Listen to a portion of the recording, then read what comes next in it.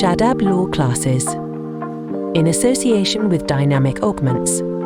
Hello everyone, कैसे हैं आप लोग? आई होप आप लोग बहुत अच्छे से पढ़ाई कर रहे होंगे। तो आज हम लोग सीपीसी का एक बहुत इंपॉर्टेंट टॉपिक लेके आए हैं, रेजिस्टेंस टू एग्जीक्यूशन। तो ये सेक्शन नंबर 74 में देखने को मिलता है हमें, और ऑर्डर नंबर 21 में बेसिकली अगर हम कह सकते हैं रूल नंबर 97 से 106 तक जो सबसे ज्यादा रूल्स हैं जिस ऑर्डर के अंदर एग्जीक्यूशन में, ऑर्डर नंबर 21, ठीक है। तो उसके अंदर सबसे ज्यादा रूल्स है, तो उसका जो एंड वाला पार्ट है 97 से 106 वो रेजिस्टेंस की बात करता है, रेजिस्टेंस टू एग्जीक्यूशन।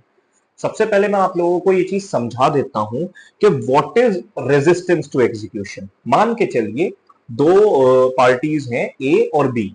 ए ने बी के ऊपर एक सूट फाइल किया कि भाई मुझे डिस्पोजेस कर दिया है मेरी इमूवेबल प्रॉपर्टी में से, अब मुझे वापस पोजेशन चाहिए। तो ए के फेवर में कोर्ट ने डिक्री पास कर दी। ध्यान से समझ गया। अब क्या होता है, बी क्या करता है, जो बी जजमेंट डेटर है, जो केस हारता है, सूट हारता है, उसे जजमेंट डेटर कहा जाता है। तो जजमेंट डेटर जो बी है बेसिकली उसके अगेंस्ट अब ए क्या करता है, एग्जीक्यूशन की एप्लीकेशन लगाता है उसी कोर्ट में। जो डिक्री कोर्ट होता है वही एग्जीक्यूटिंग कोर्ट बनता है। तो उसी कोर्ट में उसने क्या लगाई, क्या अनलेस एंड अनटिल आपकी प्रॉपर्टी कहीं और ना हो कि वो ट्रांसफर करे, मगर वही एग्जीक्यूटिंग कोर्ट में क्या लगा देता है कि हाँ भाई मैं क्या चाह रहा हूँ, एग्जीक्यूशन चाह रहा हूँ, मेरे पास पोजीशन दीजिए। जब वो एग्जीक्यूशन लेने के लिए जाता है उस चीज का, ठीक है, बी के पास, तो बी क्या करता है, उसे रेजिस्ट करता है। वो कहता है मैं नहीं मानता कोर्ट का ऑर्डर, या कोई थर्ड पार्टी है, ठीक है, थर्ड पार्टी उसे रेजिस्ट करती है। तो कोर्ट यहां पे ये चीज देखता है कि क्या रेजिस्टेंस जो है, क्या वो लीगल रेजिस्टेंस है या नहीं है। इसी के लिए हम ऑर्डर नंबर, रेजिस्टेंस का मतलब रोकना, तो रोकने के लिए हम order number 21 rule number 97, order number 21 rule number 97, सबसे पहले आप एक एप्लीकेशन लगाएंगे कि भाई मुझे ऑब्स्ट्रक्ट करा जा रहा है, मुझे रेजिस्ट करा जा रहा है, जबरदस्ती के रोका जा रहा है। तो कोर्ट इसके अंदर ये चेक करता है क्या रेजिस्टेंस लीगल है या इलीगल रेजिस्टेंस है, कि जबरदस्ती तो नहीं रोक रहे। अगर वो है तो कोर्ट 30 डेज का सिविल प्रिजन भी अवॉर्ड कर सकता है उसे जो रेजिस्ट कर रहा है, चाहे वो थर्ड पार्टी हो चाहे वो जजमेंट डेटर हो, ठीक है। इसके अंदर कोर्ट एक चीज और याद रखिएगा कि सबसे पहले कोर्ट ये देखता है कि पुलिस ऑफिसर्स की भी हेल्प लेता है कोर्ट इसके अंदर, कि भाई पुलिस को भेज देगा वहां पे और चेक करवाएगा कि भाई ये रेजिस्ट क्यों कर रहे हैं। अगर कोई टीनेंट है या कोई ओनर है, कोई लॉफुल रेजिस्टेंस है, तो वो जो उस चीज की एक एप्लीकेशन लगाई है रेजिस्टेंस की, उसके अंदर थर्ड पार्टी भी अपना वो रख सकती है, पक्ष रख सकती है कि हाँ भाई उसके लिए कोई सेपरेट सूट फाइल नहीं होगा। उसी एप्लीकेशन में जब रेजिस्टेंस की वो चीज आई है कोर्ट के सामने, वहीं पे थर्ड पार्टी अपना भी पक्ष रखे। कोई अगर उनको किसी भी तरीके का कोई क्वेश्चन है या उनका कोई क्वेरी है तो कोर्ट के सामने वो रखे, कोर्ट सारी चीजों को उसे सुनेगा। और जब वो कोर्ट को डिसाइड करेगा, ऐसे डिसाइड करेगा जैसे डिक्री पास करता है कोर्ट।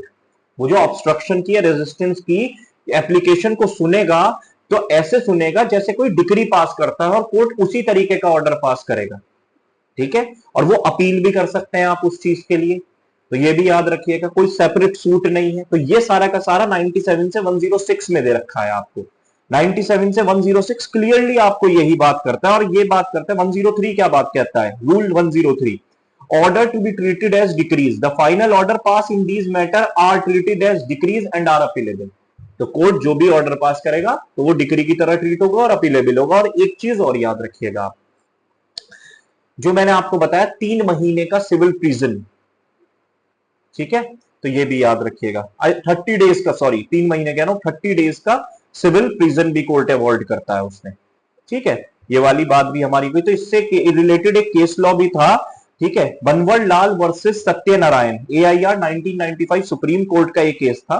तो इसके अंदर बेसिकली ये बात कही गई थी, एडजुडिकेशन अंडर रूल 97, ठीक है, is conclusive and bind the parties. मतलब जो कोर्ट ये डिसाइड करता है ऑब्स्ट्रक्शन से रिलेटेड या रेजिस्टेंस से रिलेटेड, तो इसके अंदर कोर्ट अगर जो भी पास करेगा तो वो सारी पार्टीज को बाइंड है, सारी पार्टीज उस ऑर्डर से बाइंडिंग होंगी, सारी पार्टीज को ऑर्डर बाइंडिंग होगा। तो ये वाली चीज है रेजिस्टेंस से। तो ये वाली यही चीजें हैं, आपको यही समझने की हैं। और अगर कोई जबरदस्ती रेजिस्ट किया है, कोर्ट का भी टाइम वेस्ट किया है, तो कोर्ट कॉस्ट वगैरह भी लगा सकता है इसके अंदर, ये भी याद रखिएगा, ठीक है। आई थिंक आपको रेजिस्टेंस टू एग्जीक्यूशन ये बहुत अच्छे से समझ में आया होगा, ठीक है। और आगे मेरी वीडियोस को आप लाइक करते रहें, ठीक है। नेक्स्ट वीडियो में मिलते हैं, तब तक के लिए ऑल द बेस्ट।